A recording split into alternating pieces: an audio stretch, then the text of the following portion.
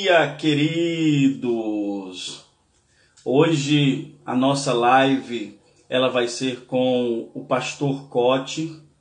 Hoje nós vamos estar falando a respeito do discipulado, né? O tema hoje é potencializando o discipulado. Pastor Cote hoje vai estar falando de algumas ferramentas. Pastor Cote vai estar nos dando aí pérolas para que a gente possa potencializar cada vez mais o nosso discipulado, né? Principalmente quem trabalha com o discipulado 1 a 1, né? Aqui na Paz Church de São Paulo nós trabalhamos com o discipulado 1 a 1, a visão do MDA, né? Então, hoje nós vamos estar com um convidado muito especial, que é o pastor Cote, né? Estou vendo aqui que tem gente entrando. Vamos esperar algumas pessoas entrarem aí. O pastor Cote também já chegou, né? Eu vou já chamar aqui o pastor Cote para a gente estar dando início à nossa live de hoje. Você que está entrando aí, você pode comentar, falar de onde você está nos assistindo. Você pode colocar aí a sua cidade. Deixa eu chamar aqui o pastor Cote. Estou chamando aqui o pastor Cote. Você pode estar comentando. Olá, pastor Cote, bom dia. Bom dia, meu querido. Como é que você está? Tudo certinho? Tudo bem, tudo certo, graças a Deus. Tudo bem. Maravilha. Pastor Cote, desde já eu queria lhe agradecer. Para a gente uma oportunidade imensa, né, de estar aprendendo mais e falar de discipulado hoje em dia é algo muito relevante para a nossa sociedade, para as nações também, né? E hoje nós vamos estar falando do tema potencializando o seu discipulado. Pastor, aqui na Paz Church de São Paulo, no qual o pastor Eibe é o pastor presidente, hoje eu estou liderando o Ministério de Aconselhamento, só que hoje nós estamos usando as ferramentas da EIFOL, né? Porque Sim. as ferramentas da EIFOL casou assim com o discipulado 1 a 1, gerou uma qualidade de saúde na vida dos discípulos que foi assim muito fantástico. Até o pastor Eibe brinca que a gente está na visão cotiniana, né? Não, pela misericórdia de Deus, né, a Ivol, essa ferramenta, ela foi projetada exatamente para isso, né? Para ser um mecanismo para a gente conseguir discipular a nossa geração, não é? E porque realmente, né, assim, quando a gente pensa no último mandamento que Jesus nos deixou, não é, que na verdade é a grande comissão, a grande comissão ela tem assim basicamente três aspectos, né? O primeiro aspecto é a proclamação do evangelho por todo o mundo, não é?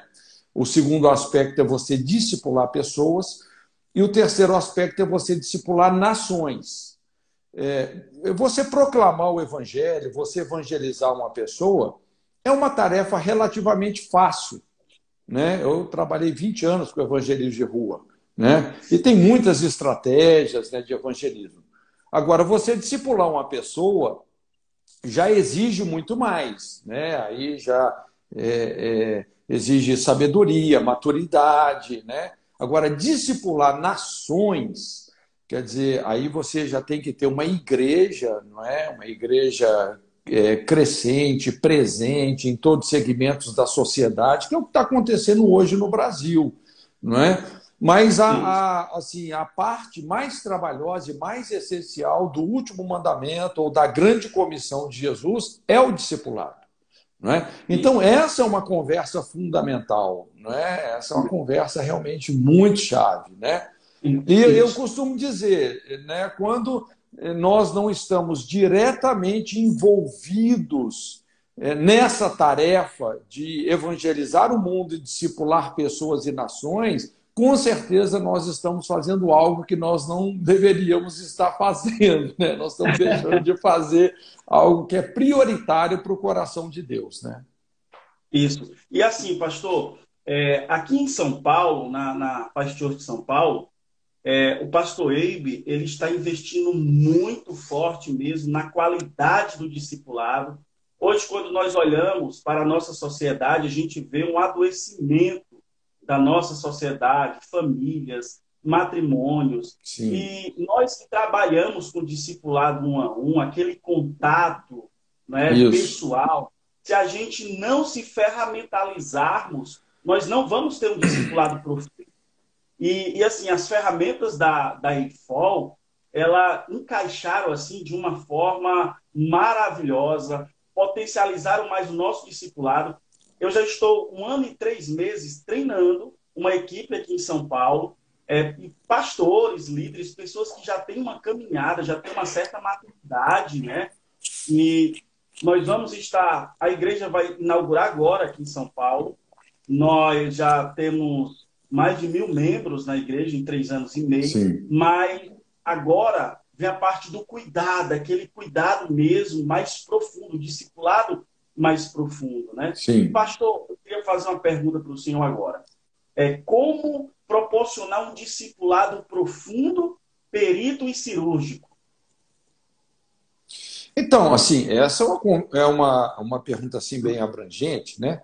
Mas, basicamente, eu diria que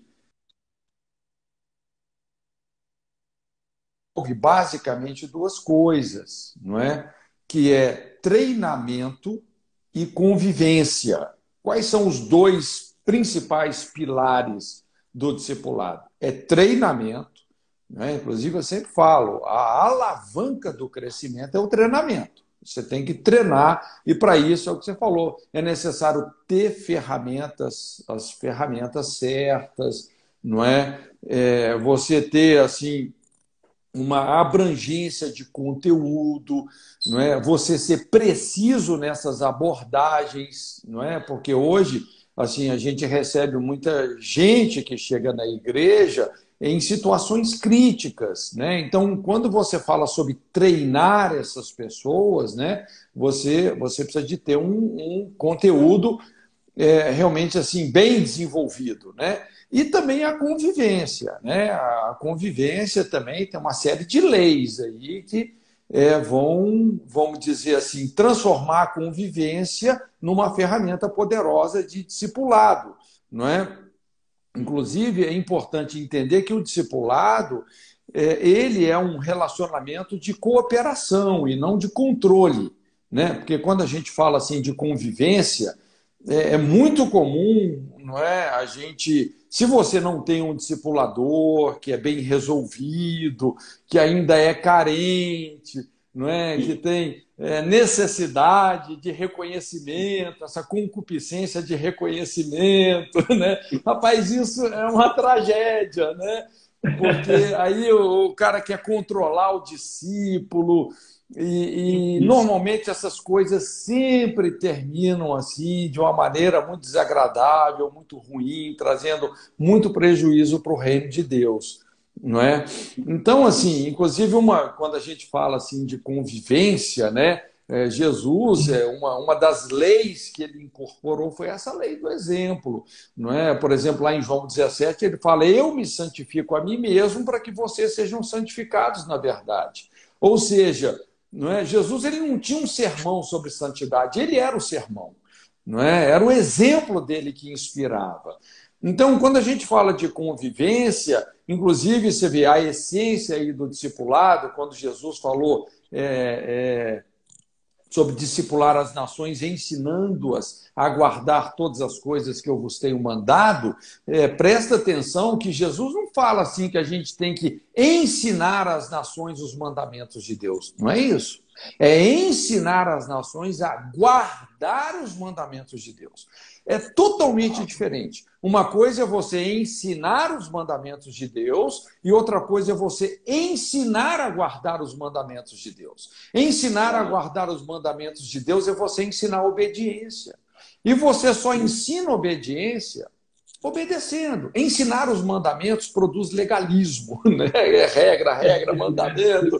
Agora, ensinar a guardar quer dizer você inspirar pelo seu exemplo, não é? E aí entra essa convivência, né? Veja bem que por exemplo, esse inclusive foi o método, né, de Jesus. Foram 3 anos e meio de convivência com os discípulos, né? Uma convivência muito de perto, né? Inclusive, assim, na EIFOL, a gente adota esse mesmo modelo, principalmente nas escolas presenciais, né?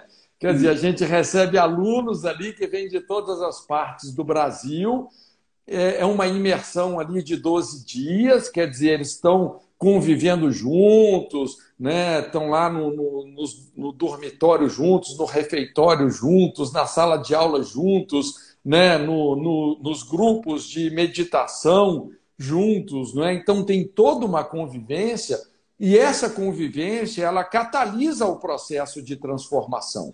Não é? Porque assim, quando você convive só domingueiramente com uma pessoa, você pensa que você conhece ela, não é? Agora, quando você dorme, acorda, você está ali no dia a dia, 1 semana, 2 semanas, quer dizer, aí não tem jeito, né? As máscaras caem, não é? Aquilo tem que vir à tona, vem, não é? E isso é libertação, né? É a pessoa poder ser conhecida como ela é mesmo. Então, isso é fundamental. Essa convivência aí é fundamental, realmente, num processo saudável de discipulado, né? A gente tem que proporcionar muito essas duas coisas, viu, pastor Tiago? Que é a treinamento e convivência. De preferência, inclusive, a gente poder conciliar essas duas coisas. Quando a gente concilia essas duas coisas aí, realmente é tremendo, né? Muito bom, pastor. E assim, pastor, a gente que trabalha com discipulado um a um, não só a Igreja da Paz, como várias igrejas também no Brasil, tem um excelente trabalho de discipulado um a um. Eu, pelo menos, já encontrei várias pessoas feridas que vieram de um discipulado, caíram na mão de um discipulador imaturo, aonde ele exerceu aquele discipulado imperativo, não sugestivo, é o que mandava. Se o discípulo fosse para um canto, tinha que pedir, tudo tinha que comunicar. Eu creio muito, pastor, no discipulado sugestivo. É onde Sim, você gera autorresponsabilidade para o discípulo, onde você dá o poder do discípulo decidir e escolher. Nós só somos isso. um canal de bênção. Então, quando você implanta esse discipulado sugestivo, você vai estar evitando sérios problemas e sérios adoecimentos na vida de um discípulo dentro do discipulado. Porque se uma pessoa vai querer ser cuidada por você, ser discipulada por você, é porque ela crê que você pode ajudá-la, né? Não adoecer ainda mais ou gerar sérios problemas, né? Pastor, hoje nós temos, dentro da igreja brasileira, nós temos 2 tipos de discipulado, o coletivo e o individual. Qual, na sua visão, no seu ponto de vista, qual é o discipulado mais eficaz? O coletivo ou o individual? Então, olha só, eu acho que a gente tem que trabalhar com os dois discipulados, vamos dizer assim, você está Certo. classificando dessa forma, né? Porque Isso. quando você fala em treinamento, normalmente o treinamento ele acaba tendo uma conotação coletiva. E um coletivo, ele também é fundamental, né? Ele não deixa de ser importante. Lógico que o discipulado ele vai ter aqueles momentos que no um a um vai ser um divisor de águas, não é? Porque, assim, principalmente porque discipulado, vamos dizer assim, o conceito de discipulado é isso. O que é o discípulo? É a pessoa que está se submetendo à disciplina de alguém ou à disciplina de um processo, não é? E e vamos dizer assim, essa submissão aí a alguém é principalmente a Deus, não é? A Jesus, porque ele é o sumo pastor, não é? Como você bem colocou, é um perigo muito grande quando um discipulador ele se coloca como dono das pessoas e não como um mordomo, como um servidor, não é? Aliás, assim, esse é o conceito essencial de liderança no reino de Deus, não é? É amar e servir, não é? Não é a gente querer bancar o dono das pessoas. E por isso que um discipulador, quando ele erra de espírito, né, nesse sentido, ou erra de alma, ele pode causar um estrago enorme, não é? Porque assim, não existe assim uma neutralidade nessas situações, não é? Mas apesar de que também eu diria que esses erros, esses abusos, porque nenhum de nós aqui, né, Tiago, nenhum de nós somos perfeitos, todos nós estamos no processo de aperfeiçoamento, não é? Não existe um discipulador perfeito, lógico, tem pessoas que estão assim mais amadurecidas, mais prontas, têm uma estrutura de caráter mais estável, não é? Mas ninguém nasce pronto, não é? Então é importante também reconhecer que esses problemas e essas feridas causadas num processo de discipulado, elas fazem parte do discipulado também, não é? Por exemplo, é muito comum, inclusive, assim, a gente vê pessoas que saem de uma igreja, não é? Porque a igreja falhou com elas, porque a igreja tem um problema. Eu sempre digo, olha, você jamais deve sair de uma igreja porque ela tem problema, porque toda igreja tem. Se você sai da igreja porque ela tem problema, você assinou o seu atestado de fracasso. E, de repente, você está ali e esse problema que existe, seja na igreja, seja no discipulado ou no processo do discipulado, não é? Isso cumpre um papel também na nossa vida. E a gente superar esses conflitos, de repente, é o que mais vai nos amadurecer, né, para o propósito de Deus. Então, a gente tem que saber lidar assim com toda essa conjuntura aí com muita graça, né?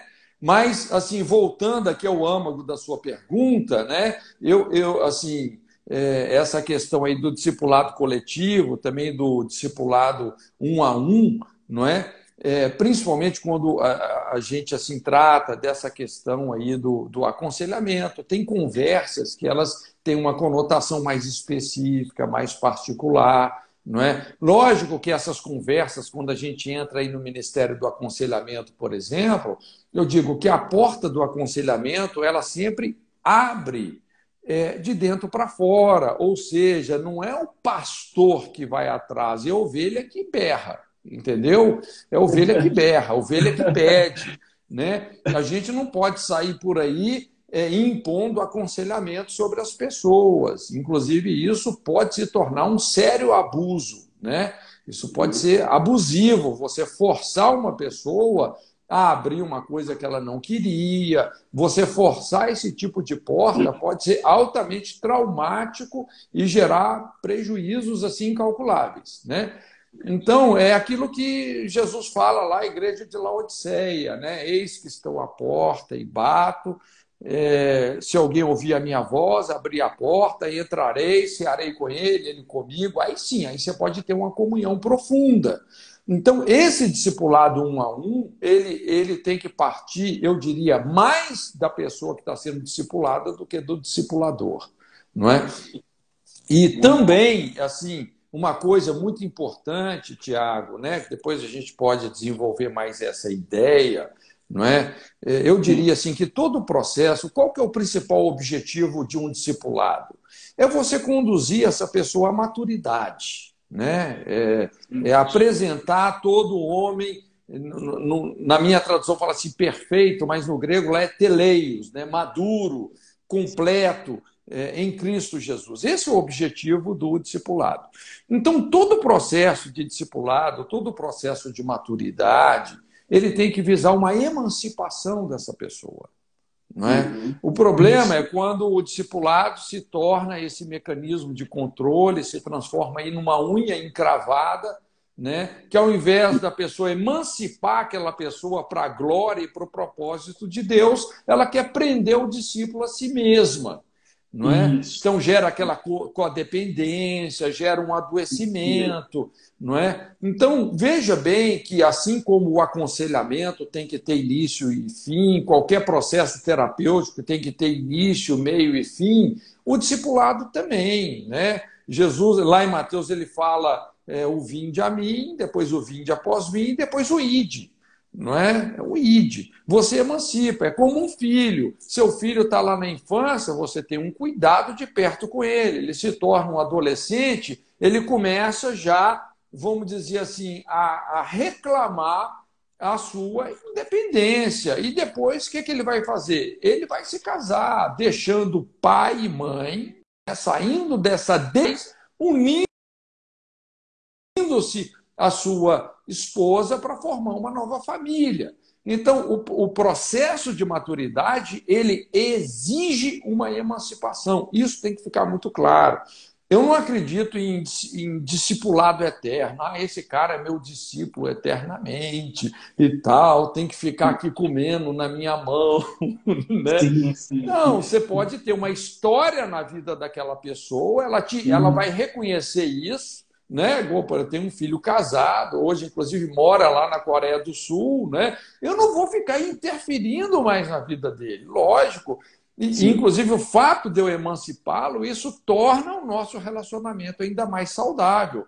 Porque se eu começar a intrometer no casamento dele, realmente eu vou criar um problema sério. Não é? Então, é um paradigma muito errado quando um pastor ele tenta assim, perpetuar um discipulado, né? Aí, assim, e normalmente o modelo do discipulado, assim, um a um, ele pode ter esse risco aí, né? É algo, mas é muito efetivo. O discipulado um a um é muito efetivo, né? Eu conheço muito bem aí o modelo, né, da Igreja da Paz, do pastor Eibe, né? Rapaz, é um exemplo. É o que você falou, né? Assim, uma vez até o pastor Eibe comentou isso comigo, falou assim, puxa vida, Corte, Deus nos deu aqui um modelo de discipulado que combina muito com a IFOL, porque a IFOL traz ferramentas, né, que junto com esse modelo de igreja, rapaz, assim, é explosivo, é muito poderoso, né? Isso. E assim, pastor, em 2012, quando eu fui morar aí na base de Almirante Tamandaré e fui fazer IFOL também, eu passei quase 2 anos aí na base, morando, estudando, trabalhando aí. Fui conselheiro também da IFOL aí. E em 2016, eu voltei para Fortaleza, implantamos a IFOL videoaula lá, né? A Sim. IFOL videoaula ainda está rodando em Fortaleza. E eu fiz um projeto com as ferramentas da IFOL na visão do discipulado um a um, né? No discipulado um a um. Aí, com o tempo, eu apresentei o pastor Ele e o pastor Ele, Thiago, a gente quer isso. É isso mesmo. É isso mesmo. E as ferramentas da IFOL, a gente vê que está funcionando muito bem no discipulado um a um, nos atendimentos também aqui em São Paulo. Aí a minha pergunta é, as ferramentas da IFOL, porque a gente sabe que essas ferramentas, ela foi desenvolvida para um processo de cura interior e libertação em uma sala de libertação, né? Tem algo específico nessas ferramentas. Mas as ferramentas da IFOL podem também ser usadas em um discipulado um a um. Exemplo, eu estou aqui discipulando uma pessoa na minha casa e eu vejo que essa pessoa está passando por algum problema, precisa, vamos dizer aí, de uma intervenção espiritual. Eu posso usar essas ferramentas também na minha casa, no meu discipulado um a um, ou eu tenho que levar essa pessoa para uma sala de libertação, com um intercessor, com um conselheiro lá. Não, então, veja bem, não é que essas ferramentas da IFOL elas foram desenvolvidas assim para uma sala de aconselhamento, né? É Certo. que a sala de aconselhamento ela, eu diria assim, ela é mais efetiva quando a gente pensa assim no padrão de aconselhamento na libertação, aquelas pessoas que sentem a necessidade de passar por um processo de libertação. Então, essa sala de aconselhamento, ela tem uma efetividade muito maior, porque você tem ali um corpo de intercessores que estão sendo liderados, né, por um pastor que conduz o processo de aconselhamento, não é? Então, você pode ter ali a interação das manifestações do Espírito Santo, você tem uma liberdade maior para trabalhar com intercessão criativa, não é? Então, assim, esse, eu diria, a sala, quando você pensa assim numa sala de aconselhamento, é o ambiente ideal. É a mesma coisa, vamos dizer assim, você tem que fazer uma cirurgia na pessoa, você pode fazer essa cirurgia sozinho? Pode. Mas você pode fazer com uma equipe médica? Qual que é melhor? Você fazer a cirurgia sozinho ou você fazer com uma equipe médica? Uma Não é? equipe, né? Com uma equipe médica, sem dúvida. Não é?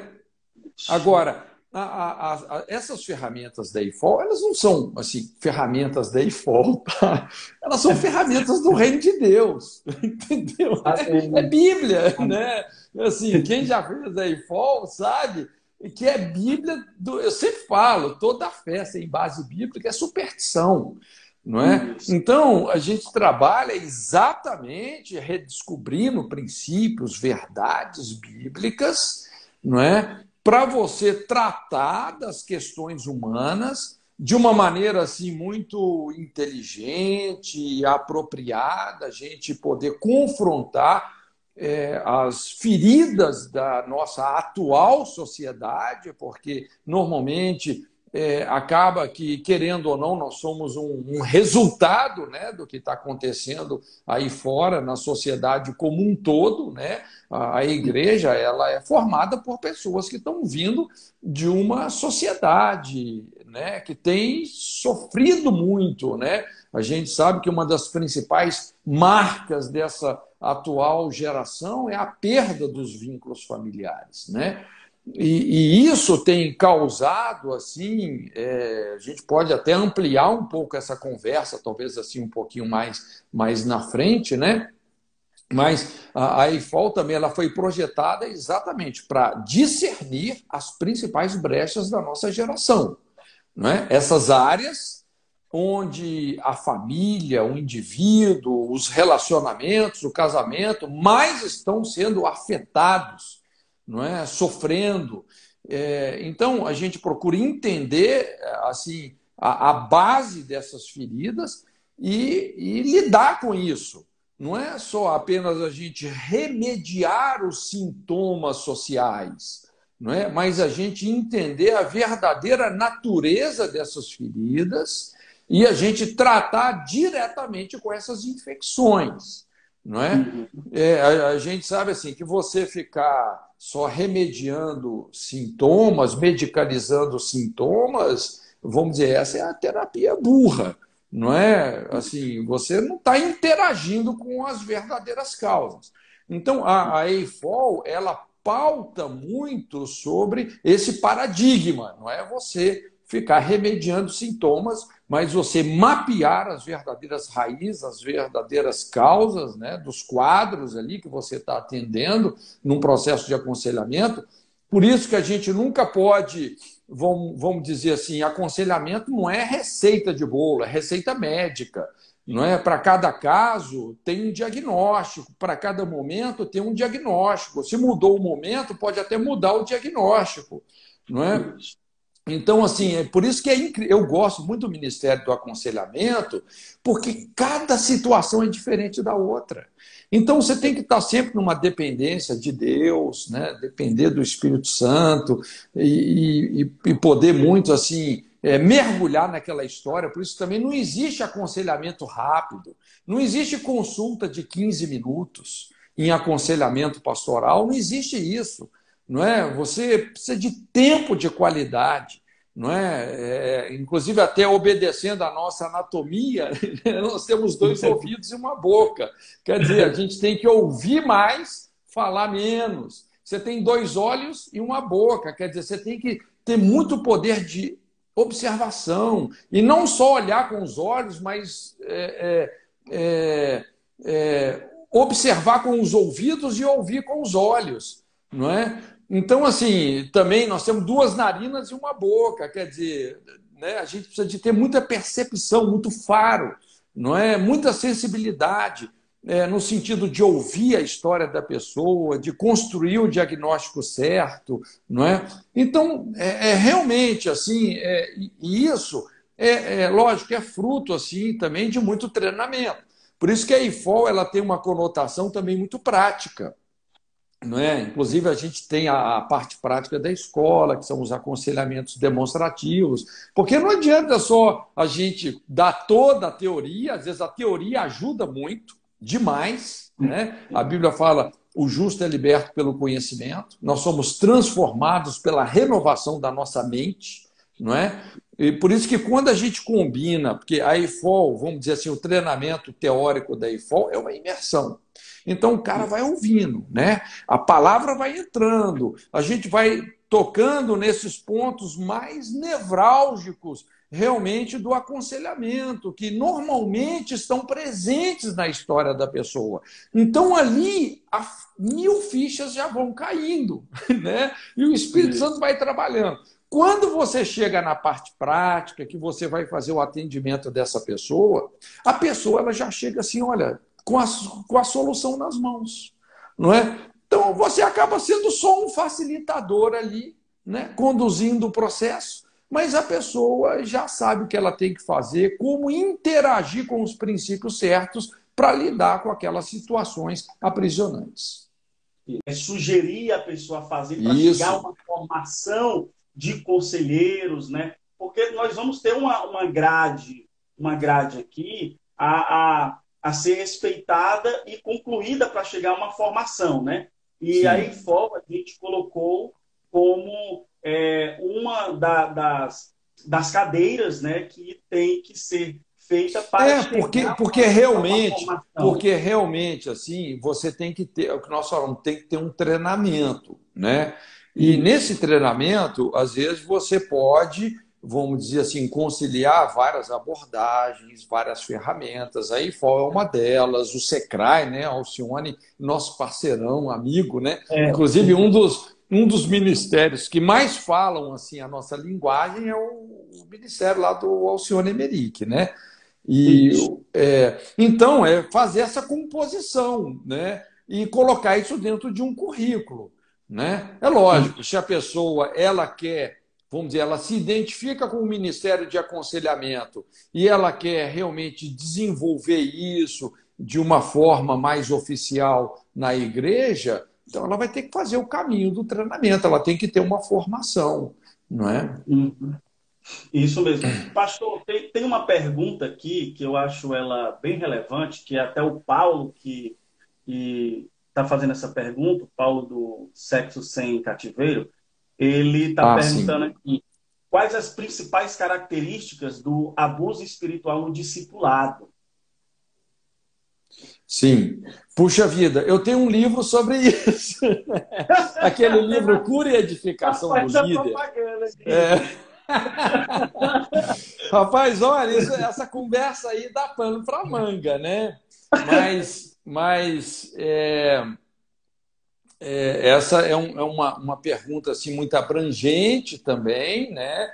Para a gente responder isso, a gente teria que dar uma aula sobre isso, não é? Inclusive, nesse livro, agora, estou lançando o livro agora sobre Josué, né? Lembra todo esse conteúdo da IFOL, que são as meditações, onde a gente aborda os princípios mais importantes, né, do padrão de aconselhamento na libertação, a gente tira desse relacionamento devocional aí com a Bíblia, né, no livro de Josué. Então, estou lançando esse conteúdo agora e, inclusive, eu faço uma abordagem também sobre isso, né? Quando lá no capítulo 10 de Josué, né, as cavernas de Maquedá, não é? Você lidar com o aspecto da manipulação na liderança, não é? A gente sabe que a liderança, uma posição de liderança, é uma plataforma muito conveniente para você manipular pessoas. A coisa mais fácil que tem é você usar uma posição de liderança espiritual ou estar atrás de um púlpito, de um microfone, não é? Para você manipular as pessoas. Não é? Então, assim, por exemplo, uma característica do abuso espiritual é quando você impede aquela pessoa de ouvir a voz de Deus. Você começa a ser a voz de Deus para ela. Não é?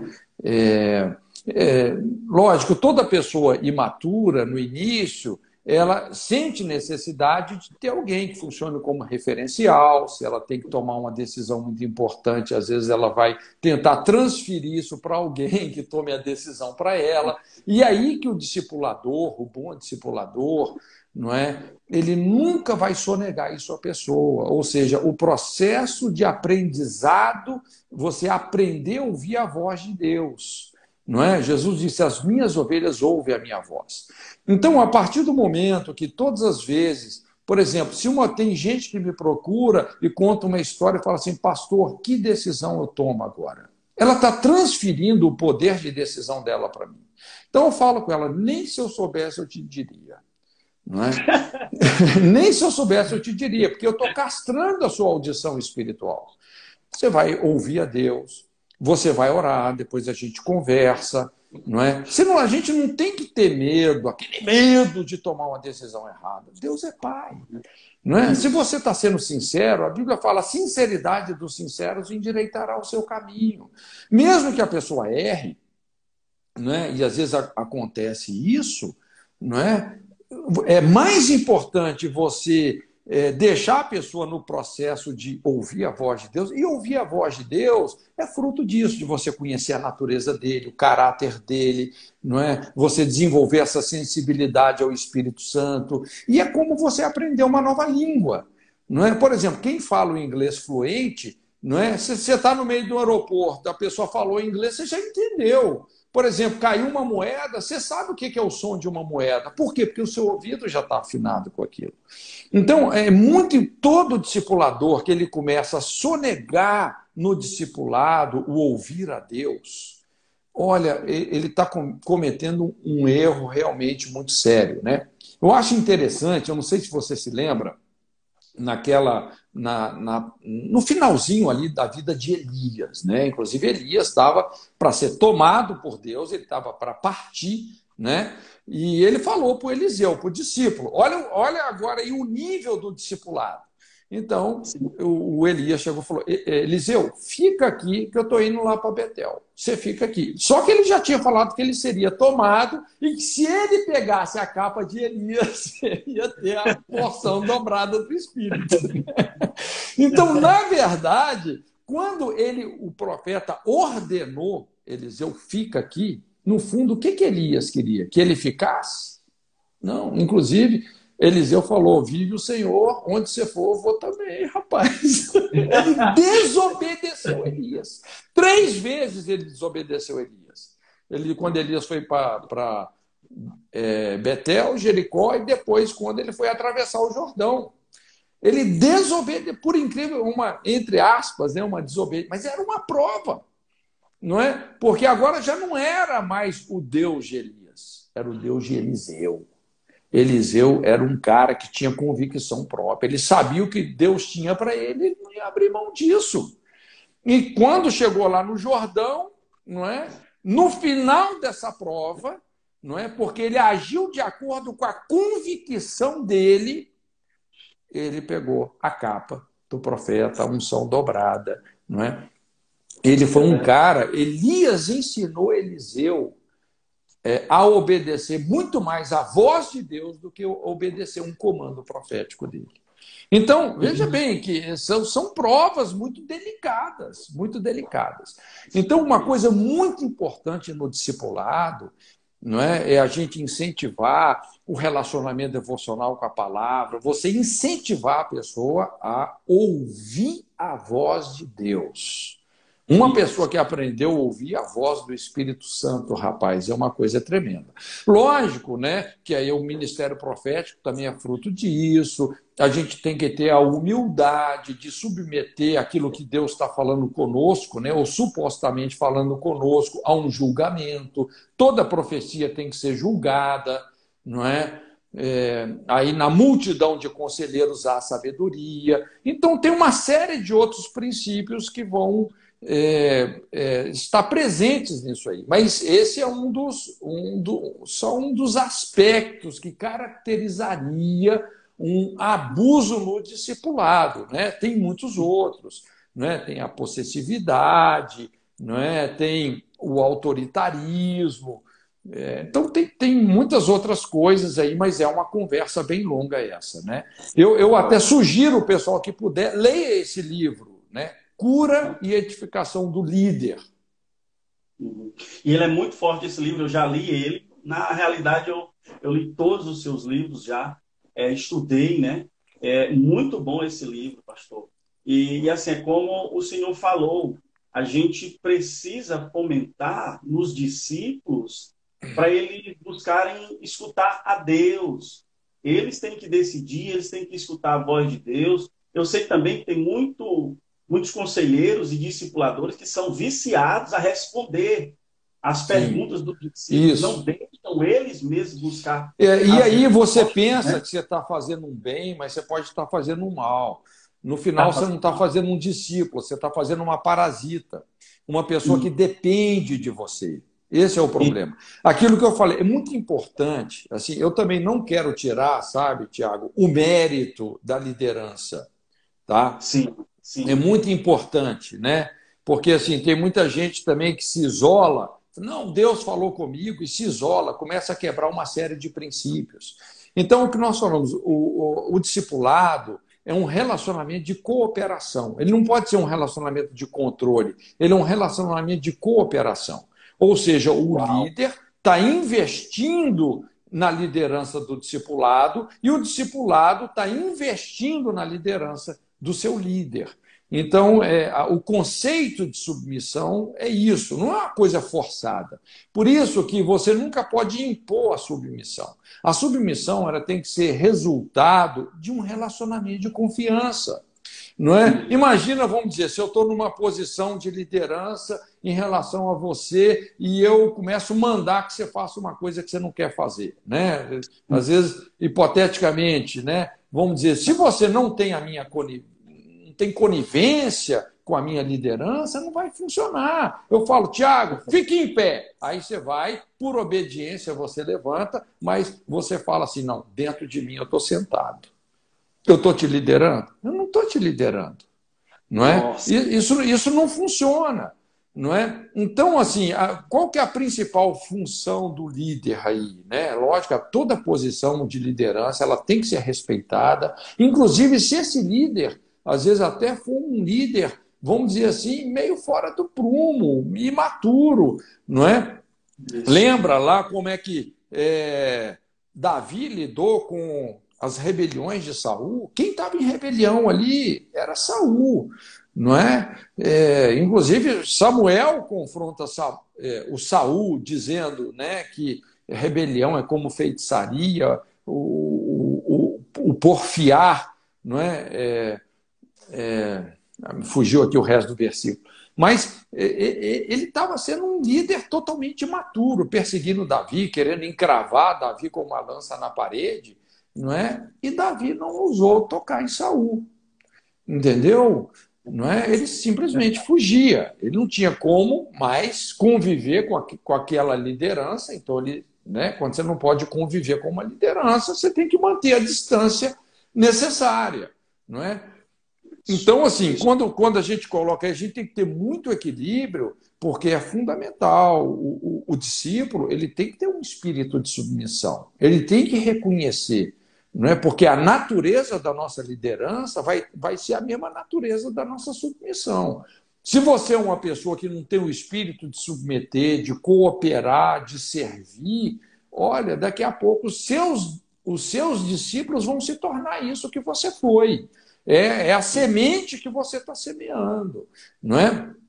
Então, É, é assim, por é muito importante esse equilíbrio, né? Inclusive, eu tenho uma aula que chama assim, a autoridade da submissão. De onde vem a verdadeira autoridade? Da nossa submissão, né? Olha como Josué foi um servidor de Moisés, não é? E depois, realmente, assim, Deus o levantou e o exaltou, não é? Porque ele foi um cara que realmente se submeteu a uma liderança. Então a é gente verdade. precisa de ter muito esses assuntos, eles exigem realmente maturidade, né? Por isso que quando você tem assim um líder bem formado, né, é o que a gente fala assim, você ganhar uma pessoa para Jesus é 1% de esforço. Transformar ela num discípulo, 10% de esforço. Transformar esse discípulo num líder maduro, aí é 100% de esforço. Entendeu? Você formar um líder, rapaz, é um processo longo. Você vê que com É um... Jesus ali, foram, para fazer discípulos, foram 3 anos e meio.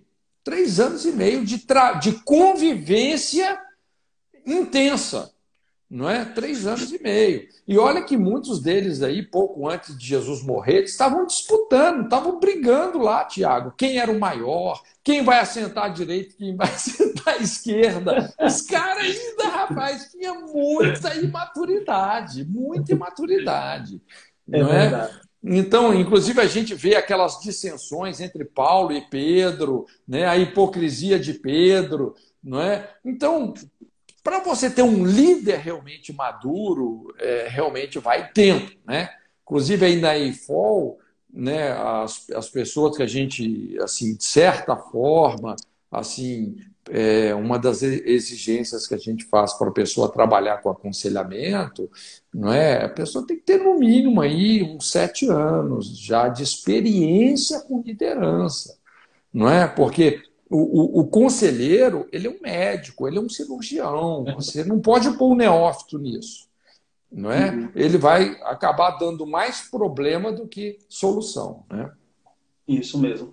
E assim, pastor, por isso que eu creio muito no discipulado sugestivo, aonde você vai gerar autorresponsabilidade no discípulo. É ele que vai escolher, ele que vai tomar as decisões. Você vai ser só um facilitador. Não precisa Isso. não, vai impor. Eu já escutei várias pessoas. Rapaz, eu escutei um caso uma vez de uma pastora que ela disse assim: Tiago, lá na nossa igreja a gente não pode escutar nenhuma outra mensagem a não ser do apóstolo. Se a gente for pego escutando outras pregações, ele vai disciplinar a gente.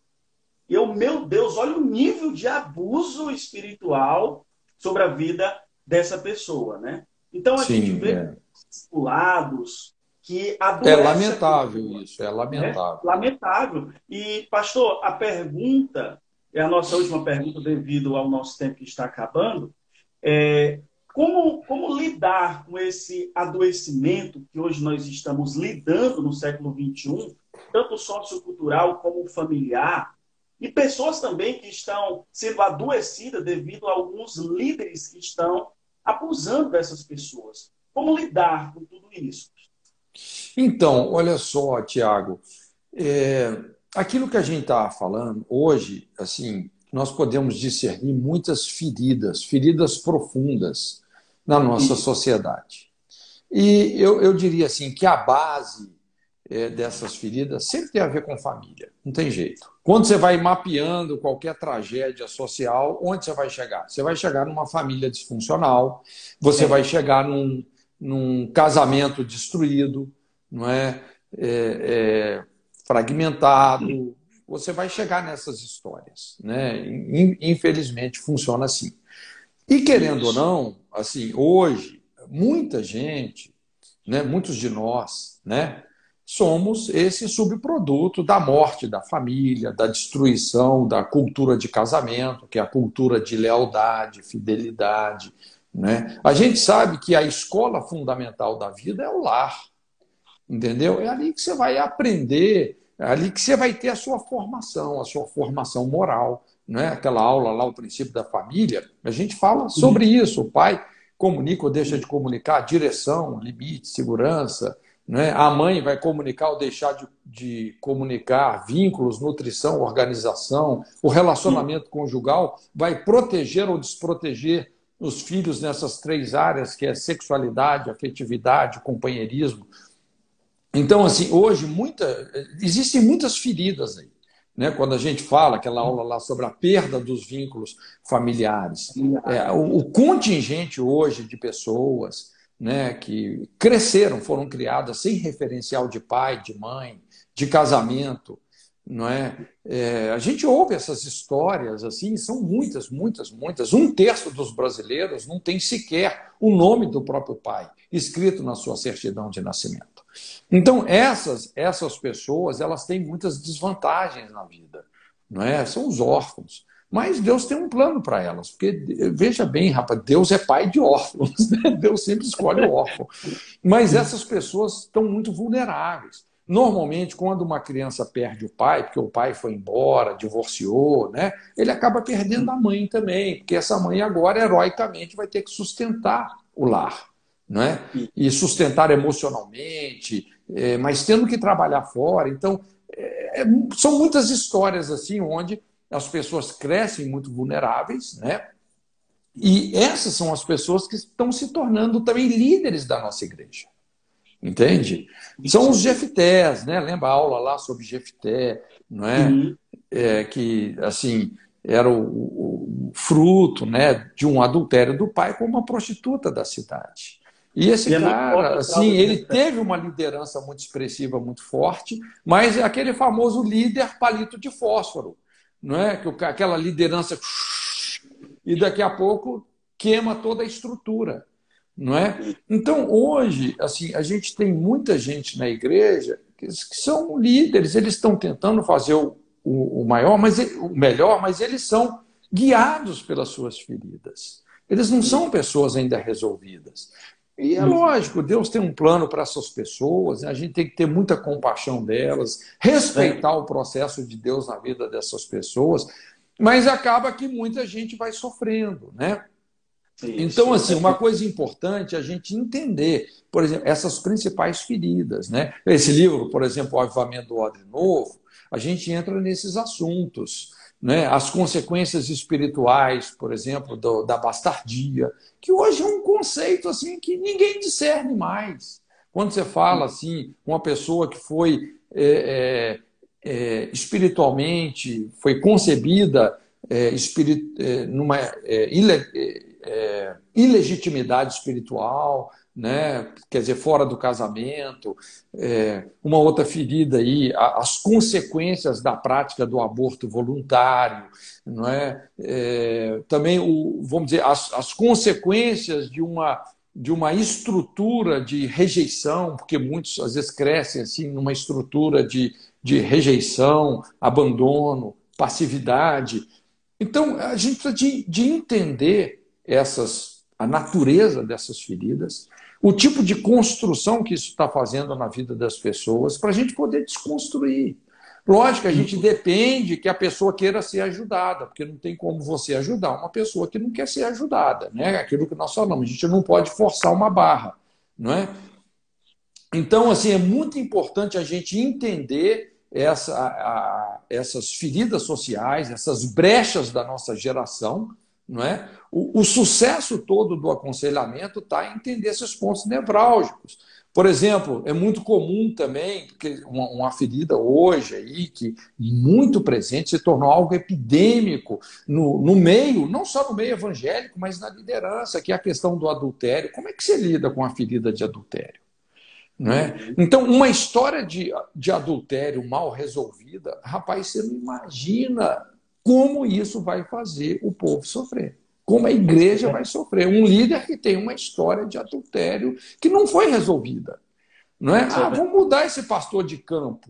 Não é? E aquilo que não foi resolvido aqui, quando ele muda de campo, estoura lá na frente. Bota ele numa outra cidade, estoura lá. Então, esse cara, assim, é uma mina ambulante, ele vai fazendo um estrago incalculável, não é? Então, também a questão do divórcio, como lidar com essas histórias de divórcio, não é? Veja bem, não é que Deus deixou de ter um plano para a pessoa, Pastor, nós só temos 4 minutos aqui. Uma vez uma pessoa falou assim para mim: eu escuto o COT 5 horas sem comer e sem beber e não me canso. E nem quero levantar da cadeira. Então é sempre bom escutar o Senhor. Mas, devido ao nosso tempo aqui, a gente tem 4 minutos aqui e, se Deus quiser, a gente marca outra live, outro dia aí, dependendo aí da sua agenda, certo? Eu queria agradecer ao Senhor. Muito obrigado mesmo, pastor. Muito obrigado mesmo. O Senhor tem nos ajudado e tem até Não, nós estamos juntos aí, Tiago. Estamos juntos aí. tem desmistificado algumas coisas. Muito obrigado. Nós temos aqui uns 3 minutinhos, se eu quiser falar mais alguma coisa. Não, quero agradecer aí todo o pessoal que está nos ouvindo, né?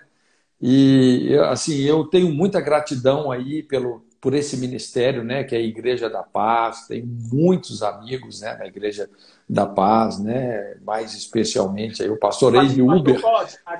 Agora é Paz Church São Paulo. Agora é Paz Church.